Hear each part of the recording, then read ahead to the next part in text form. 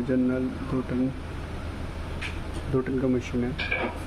Machine बंद है, उसके बावजूद भी ऑपरेटर पे आ ही जा रहा है। ऐसा नहीं कि सिर्फ इंडोर बंद है, आउटडोर भी बंद है। लाइन यहाँ पे है, देख सकते हैं। इंडोर अभी लाइन है, अभी ऑफ़ करवाएंगे, उसके बावजूद जा रहा है। ऑफ़ करवाइए।